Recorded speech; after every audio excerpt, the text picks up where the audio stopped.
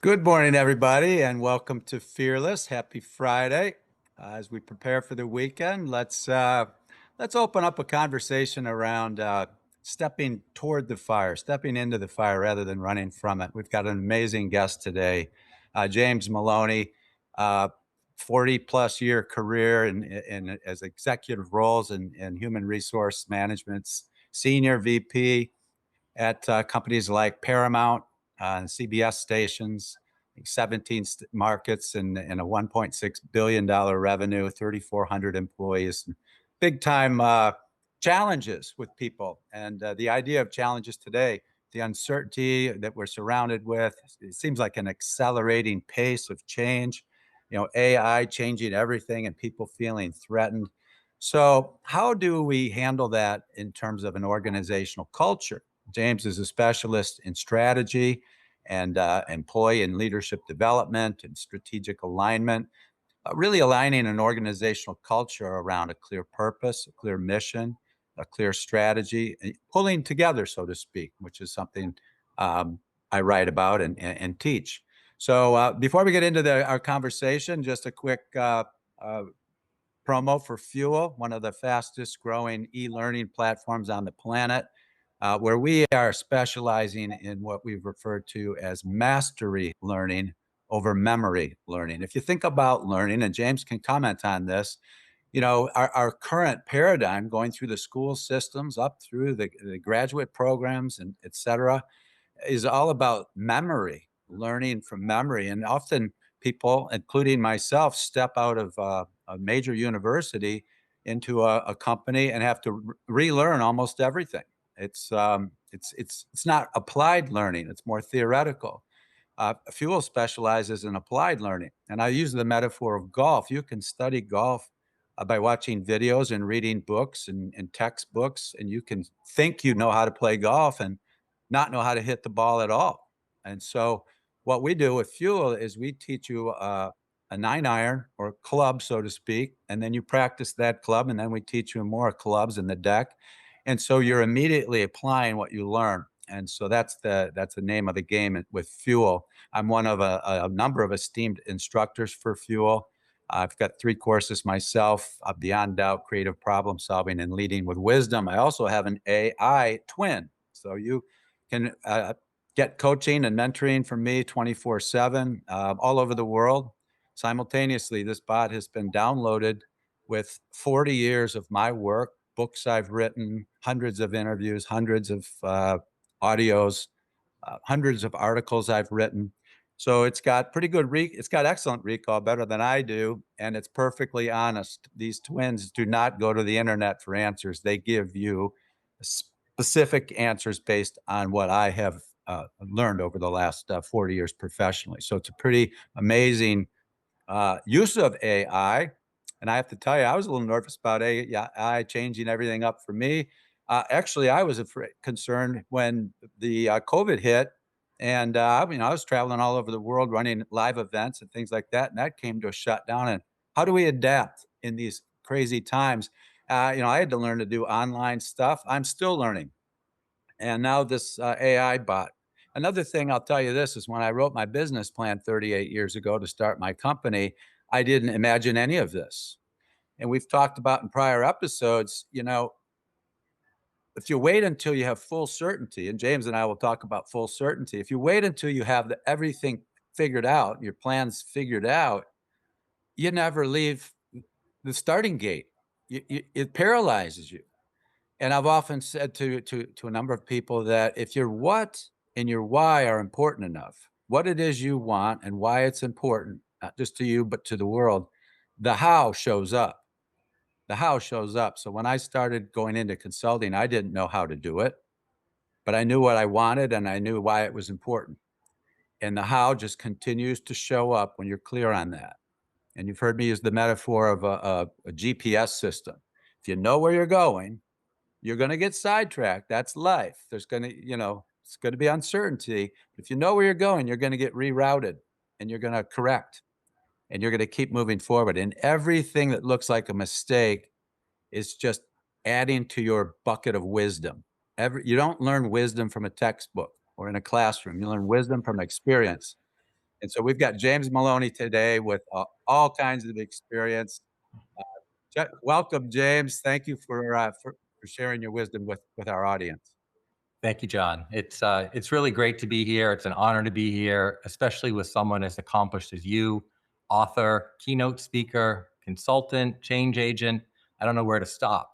I think I want to add one thing though, salesman, since you convinced me to jump on this podcast with you, and it's my first. So I hope it goes well.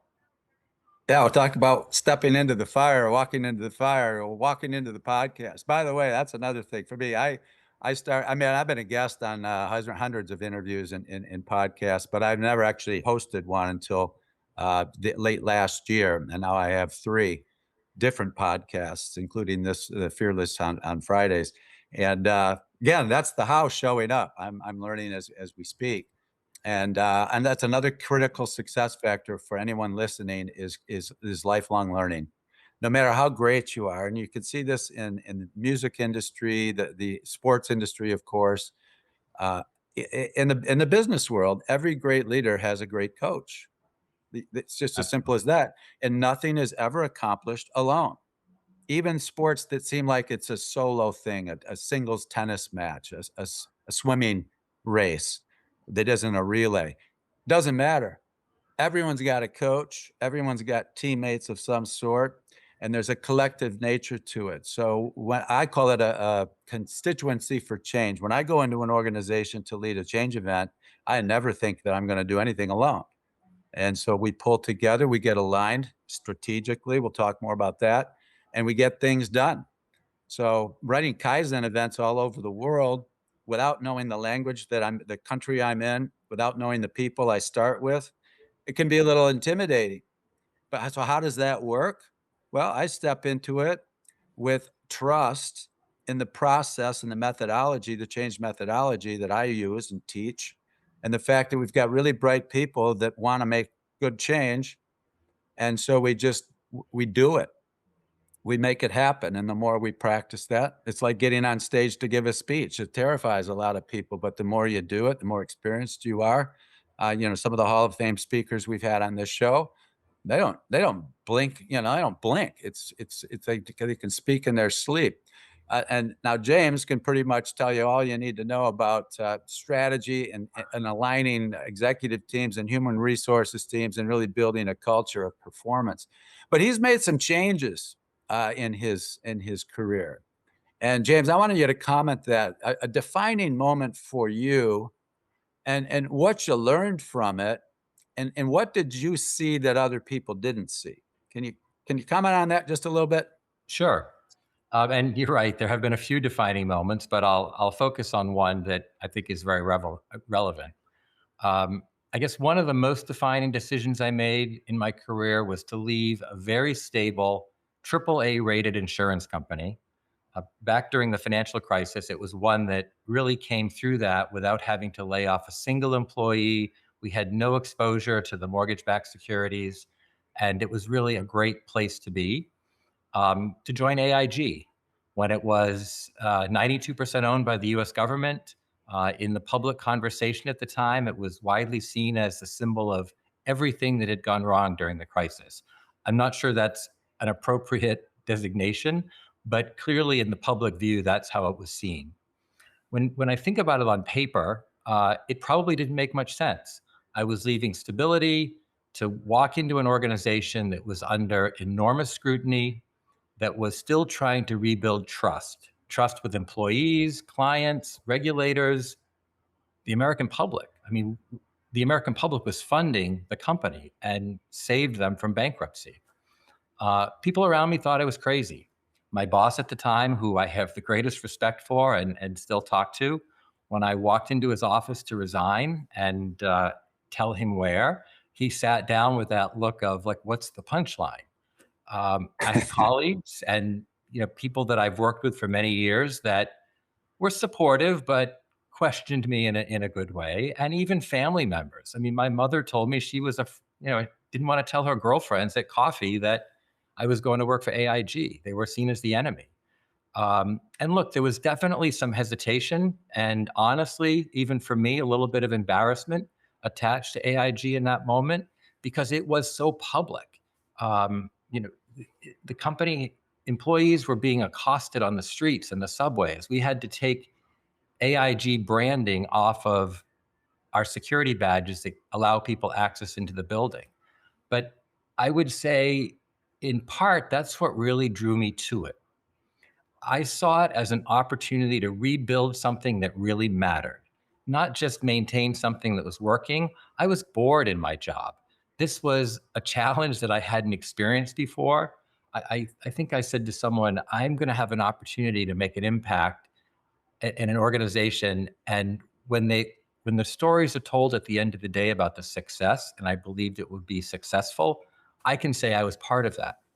And sort of despite all the noise around the company, there were truly incredibly talented people there. I mean, what I would say as rock stars of the industry, and truly some of the best people that I've had an opportunity to work with. When I got there, one of the first things I tried to focus on, besides getting to know people and whatnot, was really trying to understand what were the disconnects between what the business needed and how the company was operating. Because we all know that in situations like this, the issue isn't usually that people don't know there's a problem. It's that the organization isn't necessarily aligned around how to solve it. And that experience really shaped how I think about leadership and organizational work today. I'm usually drawn to situations that are a little messy. Some would say a lot messy or unclear. I always say I'm not a maintenance HR guy. If that's what you need, don't call me, because I believe in the messy and in the unclear. That's where the opportunity for real impact exists. You asked me to talk a little bit about what I saw that others didn't, and honestly, Yes. I don't think I saw anything that other people didn't. I think I probably interpreted the situation differently, and sometimes that's easier when you're an outsider, right? I was working with people that had lived through the crisis; they were living it every day. I was coming in with a fresh perspective and a sort of outsider's point of view. A lot of people, I would say everybody, saw the reputational risk, the instability, the uncertainty. Are we really too big to fail? Uh, and all of that was real. But I also saw an organization that was under so much scrutiny that it was actually more open to change than most companies usually are. I mean, we all know change is hard, and you have to really make a strong business case for it. In the situation that they were in, 92% owned by the Treasury, and you're sort of trying to come out of that crisis successfully, the case for change was pretty obvious. And in moments like that, when the case is obvious, there's usually less patience for politics. There's less ability to hide problems because they're visible to the world, and more willingness or openness to rethink how things operate. I mean, it really creates permission to do the real work. And so for me, it wasn't about ignoring the risk because I knew it was there. It was recognizing that the conditions were so meaningful that we could have real impact.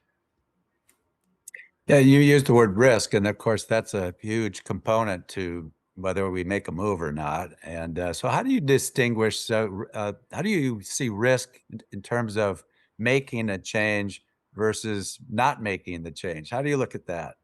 It's a good question. I still go back to the old yellow pad with the line down the middle and the pluses on one side and the negatives on the other. But I would probably boil it down to a couple of things. First, I ask, is the problem actually real and consequential? Or is it one of those things that's perception, noise, a short term panic? Because sometimes organizations look messy from the outside, but underneath that, there's still a really strong business or a strong group of people. And so I try to get my head around that. Second, I ask, can the core issues actually be influenced? Like things like leadership. Yeah, are they aligned? What are the incentives? Are the decision making rights clear? And are they open to considering changes there? How is accountability? What's the culture like? I mean, those things are really hard to adjust and to take on, but they're workable. So if the problem is real and solvable, it's usually worth taking the risk, in my opinion. If it's fundamentally broken or outside my ability to influence in sort of a meaningful way, then that becomes a very different decision. Yeah, I love the idea of, the line down the middle and the pros and the cons. I mean, in my line of work, we call that force field analysis. What are the forces for making the change and what are the forces against making the change? And let's weigh that.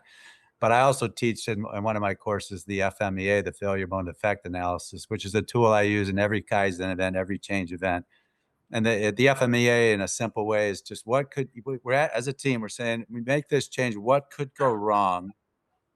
What could go wrong? How serious would that be? How likely is that to happen? So that we can basically calculate in a comprehensive way. There's a numeric system to calculate what's called a risk priority number, an RPN. But you basically, for every potential failure mode, you're identifying how serious is it? What's the risk?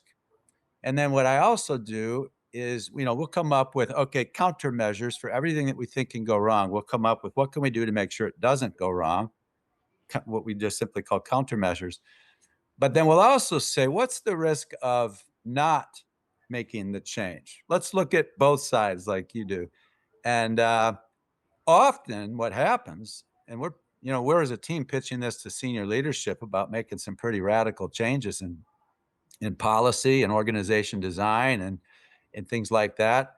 And almost always we can convince the senior leadership that the risk of not making the change is higher than making the change. But it brings comfort to the team. Like it's like, oh, if we don't, what if we screw it up? What if we get it wrong? And well, what if we don't? you know, and Well, if it there's creates certain things that are buy-in going too, to go right? I wrong. mean, right.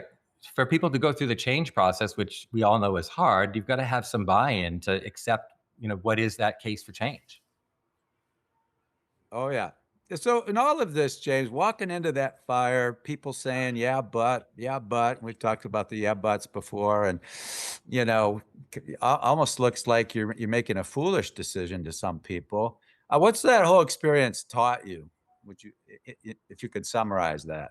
Oh, well, there's a few things. I guess for me personally, when I think about it, it's trust your gut. So do the analysis, do the old school, cost benefit analysis. But at the end of the day, trust your gut. I was fortunate that I have had been able to work with some really great leaders and have learned a lot from them. And I'm a pretty good read on people. And I felt very comfortable that the individuals I met that I was going to be working with at AIG were the real deal. And I could learn a lot from them. And I could also bring a lot to the table. So, part of it is just trust your gut. When I think about, what I learned around organizations, I mean, I would say that organizations don't struggle because they don't know what the problem is. Usually there's a very high level of awareness about what the problems are. But what usually, at least in my experience, tends to break down are things like alignment. Are the leaders aligned on where you're headed? How do decisions get made in the organization? Does everything get pushed up? Are people clear on what they can decide and what they need to inform people of or what they need to sort of push through? What gets reinforced every day? I mean, we talked a bit about culture. The stories that leaders tell, the things that they reward you for, those matter. Those drive behavior. And whether all of that stuff actually supports the strategy. I mean, at the end of the day, it's a business, right? So you have to make sure these things are aligned to support your strategy and that the strategy actually drives the business forward. And I think a lot of organizations are working really hard, but not always in the same direction. And I guess what I learned from that is that once those things start to align, change can happen a lot faster than people expect it to. If the alignment is one of those things that if you don't start there, it's going to take you a long time to achieve your strategy. Yeah. Oh, I hear you. Well, what about you? You have any questions for me, James? I mean, we've gone back and forth on a lot of this stuff and about, alignment and strategy and things like that. Yeah, I guess maybe what's the decision? Because we talked a bit about, I think you opened with a statement about not having complete clarity when we make decisions, and I think that is the reality today. So maybe share with us a decision that you've made before that you didn't have full certainty about and what you learned from it? Yeah, well, I guess I could give like 100,000 of those examples because I don't think we have full certain. Yeah, I mean seriously, I don't know if we have full certainty about anything anymore. And I mean, we can pretty much predict that the sun's going to set tonight and rise tomorrow, things like that. But you know, probably the biggest example is when I started my company in 1988. I'd left an executive HR position and made the national newspapers with some pretty significant changes back then in terms of labor relations and organizational change. So I wanted to teach it, but I had no idea how to do that. And I've told this story before. Somebody said, you know, you got to write a book if you're going to make it in consulting. And I didn't know how to write a book. So I read a book about how to write a book and then wrote a book. That's the application. And then somebody said, we need to write an allegory because you tell interesting stories in your first book. Write an allegory. And I didn't know what an allegory was. So, which is like a story, a novel. And for teaching. And so I read a couple of allegories and then wrote my first, which went on to national newspapers. And that followed with more. And what I'm saying is the how just kept showing up because I was very clear on what I wanted to do in terms of benefiting the world. And I always say this too, James, it's not about me, it's about what I have to offer. And so as long as I'm clear on the gifts I've been given, the gift to the world, then the why is important because I'm here to help, which is why I believe we're all here. You know, spiritually, is we're here to help and make things better. And so we live, and you know, you made the comment, change is hard. I challenged that paradigm quite a bit, and I used to think that. I used to think people resisted change too, but that's an illusion because you can't. Your body is changing every split second of every day. 50 trillion cells somehow getting along inside those cells, molecules inside the molecule. We're energy beings, ever changing. The world's not still, it's revolving. You know, everything when you start to look at the world, the universe is in perpetual change. So that leaves us with a choice in terms of mindset. We can either try to resist it, which is a huge mistake because there's no such thing as a bad choice. Now that blows people's minds. But if you're afraid to make the wrong decision, you're paralyzed. You're living in fear. And fearless is about no, you can't screw it up. You you're going to learn from it and you're going to pivot. Now that doesn't mean you do stupid things, right? So I don't think it was stupid for me to leave a safe position and salary to do what I'm doing. But like you said, it was a gut call. It was intuition. And we've both worked with senior teams in some pretty major corporations. And in terms of culture and change and strategy and alignment, you've brought that up. I think one of the most significant things I see is where a team is aligned, often they're aligned around the wrong thing. It's a bunch of people saying yes, yep, yep, yep, let's do it. And it's not a good idea. And then culturally, people are like, what are we doing? And in many cases, those businesses are gone. I see it all the time. Um, And where sometimes they're on that point, they're saying they're aligned and they're all sort of claim to be growing in the same direction. And it might be that there are people that actually see a different path or have a different point of view, but they're because of the culture or the hierarchy or whatnot, they're afraid to speak up. So they go along. And even though they might have a view that there's a different path forward, they're paralyzed, I guess, to some degree. Yeah, and one of the things that really makes senior leadership look stupid, quite honestly, is operating without good data and good facts. You know, so I use the model, the DMAIC model, DMAIC. So we define current state, what exactly is going on right now. And by the way, we can use this on our personal lives. Let's define our life right now. How do we feel? What do we think? What do we look like? What are we doing? How much money are we making? Things like that. Are we in a happy career? Are we aligned with our core values? M is measure. So let's populate that with facts and data, not opinions, forget opinions. And then let's analyze what's wrong. And you mentioned earlier in the conversation, you know, we know we have problems. And I'll come in and say, define a problem for me. Well, customers are calling us up and they're not happy with our service. And I will say, that's not the problem. And they look at me like, what do you mean that's not the problem? It's costing us X number of dollars. Our customer service people are going out of their minds. So that's a symptom. You don't know what the problem is. And that's the problem. You don't know what the real problem is. So you're reacting. You're reacting to symptoms. It's like taking a bunch of aspirin for a headache. If the headache's not going away, you need to go deeper dive. And that's the A in DMAIC. We need to analyze the symptoms to get down to Absolutely. brilliance, to genius, and the genius of teamwork. Nobody on the team has to be a genius, but it's a good team aligned and focused on the core problem, the root cause. It comes up with ingenious things.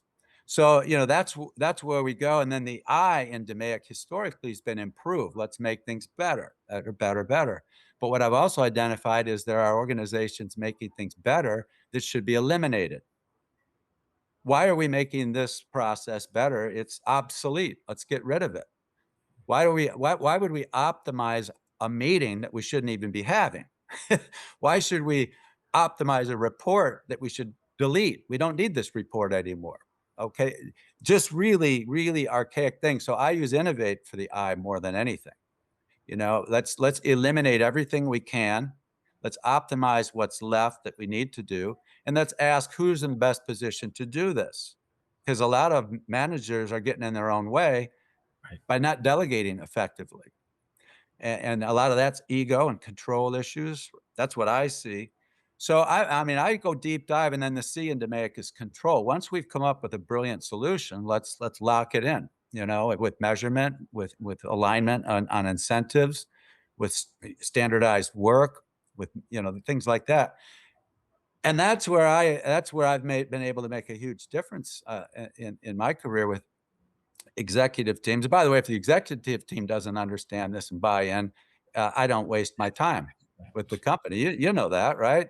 So how have you seen executive teams really pull together in a good way? And what have you seen where they're all going different ways? Because I'll also add this: without a real understanding of a methodology like DMAIC, a lot of people go right to the I.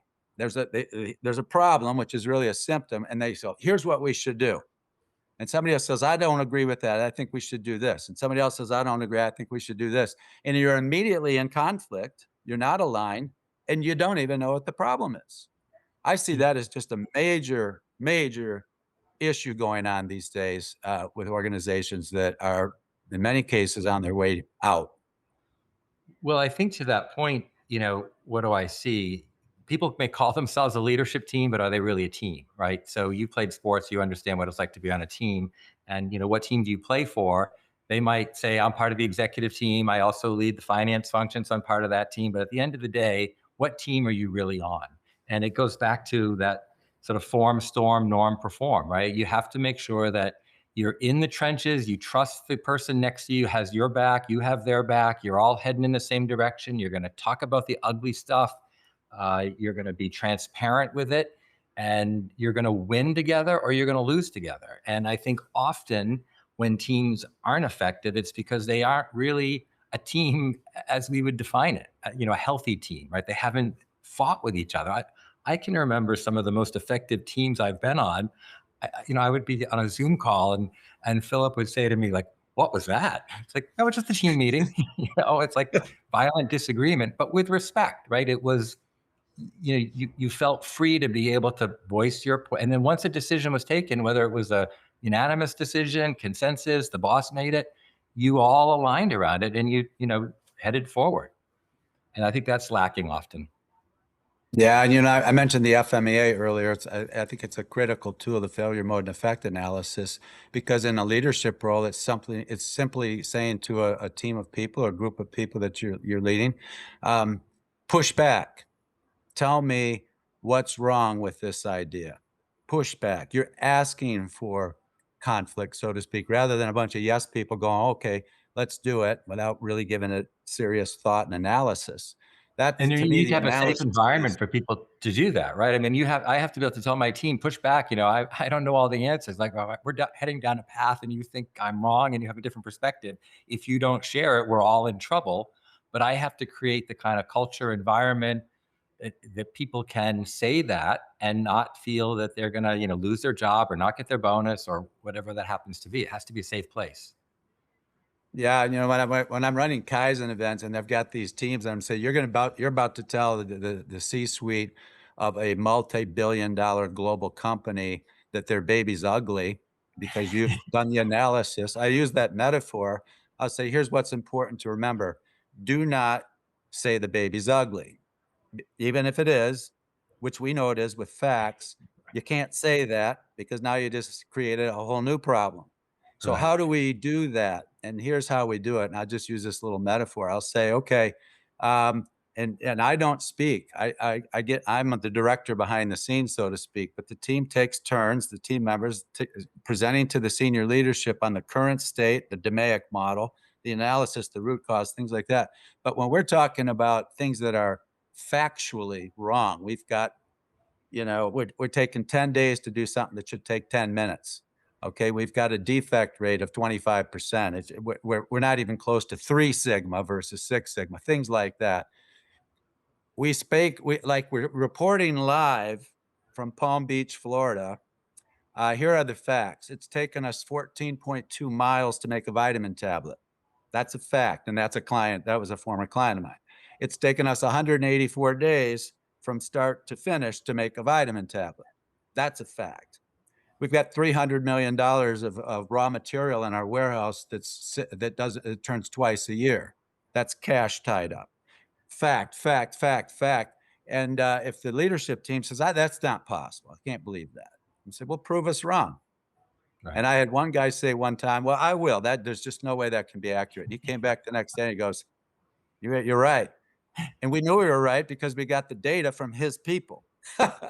you know, so that's strategy right there. And when you think about change, and it makes no sense to not change, and a lot of sense to make change, to make things better, you ride the wave of change rather than fight it. And so that's my whole job, James, and I know it's been your job over the years, is let's figure out ways to use the power of change. I think of it like a wave. Let's learn how to surf the wave, not try to fight our way through it, which is exhausting. And if you have a good tool set to do that, and you got a team that comes together, and you mentioned, the form, storm, norm, perform. I had a fifth, which I call transform. Because if we form a team, and I have people on Mondays of Kaizen events going, I don't know how we're going to make changes by Friday. I mean, I'm talking about rocket scientists in the military, the Department of Defense, and people, very smart people telling me, Murphy, you're out of your mind. And then by Wednesday, we've done the deep dive analysis. And instead of trying to solve 100 different symptoms with 100 different projects, we've identified a way to solve 100 different symptoms with 3 projects because we got right down to the leverage point. And that's powerful. And then by the time of Friday, these people who were nervous and skeptical on Monday are high-fiving each other, just going, wow, that's a change of mind. That's a change Absolutely. in mindset. So when I talk about Kaizen events, which are rapid change events, I'm not talking just about changing design, changing policy, changing procedures, changing the way we do things around here, which is synonymous with culture. How do you change culture? The way we do things around here? You change the way we do things around here. Right. You standardize work, you redesign flow, things like that. And when we do that, and they come together and align around it, and they change their minds. So we didn't just change the process; we changed people's minds.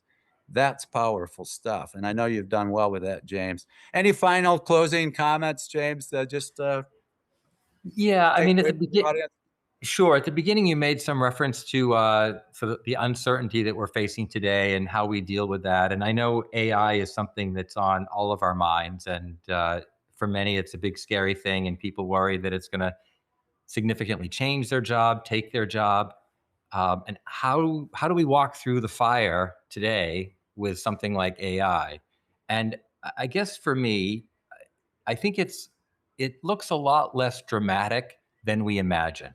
And I think it's just human nature for us to make it scarier than it really is. So for me, I say that I have to get more comfortable probably making decisions earlier than we'll feel comfortable. It's probably being very clear about what I'm prioritizing, and as importantly, what I'm not prioritizing.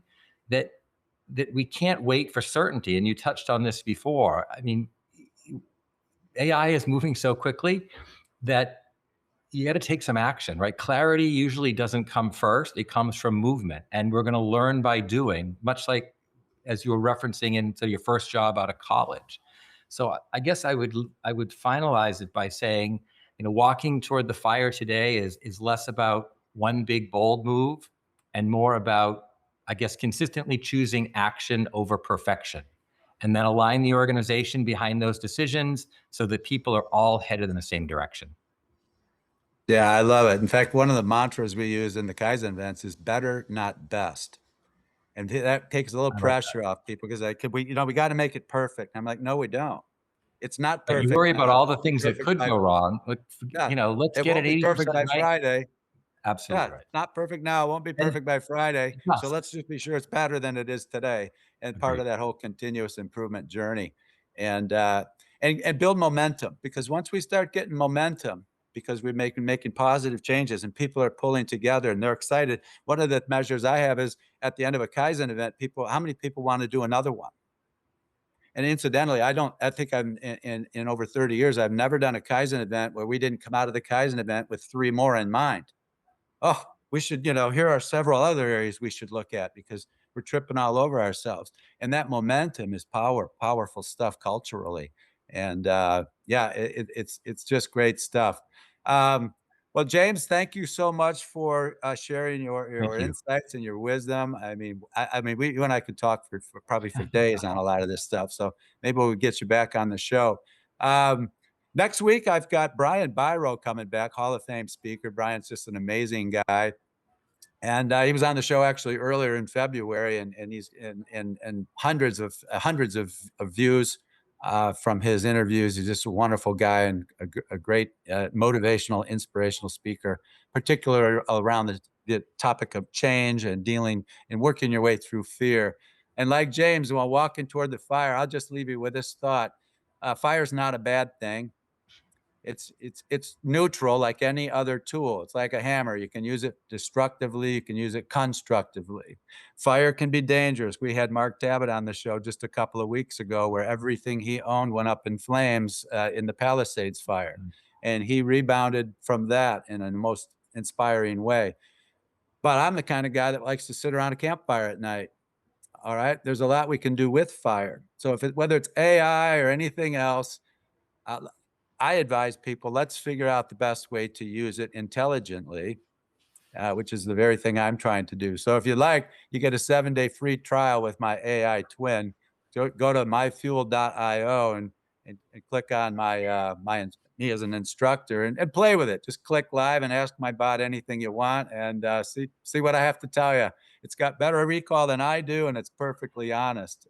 I've tried to be as honest as I can too. But what I mean by that is the bot's gonna, if you ask a question that's outside my body of work, I'm gonna tell you I can't answer that. I'm not gonna give you an unauthentic answer. The bot's very authentic. So with that, hope to see you next Friday with Brian Byro.